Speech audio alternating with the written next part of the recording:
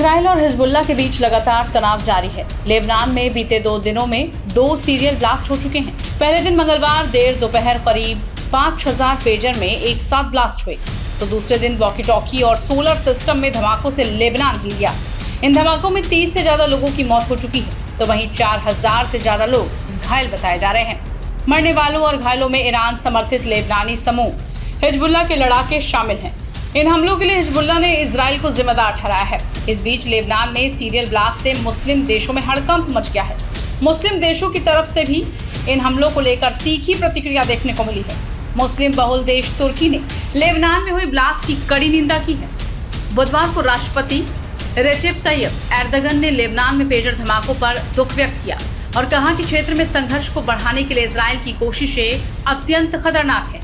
Iran ने भी इस हमले को लेकर अपनी प्रतिक्रिया दी थी। पेजर हमले में लेबनान में ईरान के राजदूत मुज्तबा अमानी भी घायल हुए। ब्लास्ट में उन्होंने अपनी एक आंख खो दी और उनकी दूसरी आंख भी बुरी तरह से जख्मी है। ऐसे में पेजर ब्लास्ट को लेकर ईरान ने भी तीखी प्रतिक्रिया दी है। ईरान के राष्ट्रपति मसूद ने कहा कि इस्लामी गणतंत्र इस जघन्य अपराध की निंदा करता है। इस बीच ब्रिटेन में सऊदी अरब के राजदूत प्रिंस खालिद बिन बंदार अल साउद ने एक इंटरव्यू के दौरान इस पर अपनी प्रतिक्रिया दी है और इस मामले पर कहा कि अभी इस मामले की जांच होनी चाहिए। इराक ने भी लेबनान पर इजरायली हमले की निंदा की है। पीड़ितों की मदद के लिए तत्काल चिकित्सा सहायता की पेशकश भी की गई है।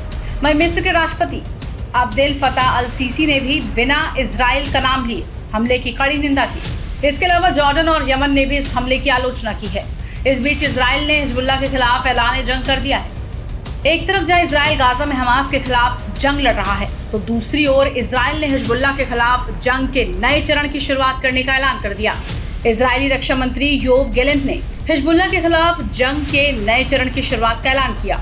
जंग के नए चरण के तहत अब इजरायली सेना लेबनान के साथ उत्तरी मोर्चे पर भी अपना ध्यान केंद्रित कर रही है। इजराइल की ओर से हिजबुल्लाह के खिलाफ जंग के नए चरण का ऐलान ऐसे वक्त में हुआ है जब लेबनान में 2 दिनों के अंदर पेजर और वॉकी टॉकी सीरियल धमाके हुए हैं। ऐसे में साफ है कि आने वाले समय में लेबनान पर इजराइल के हमले और तेज हो सकते हैं।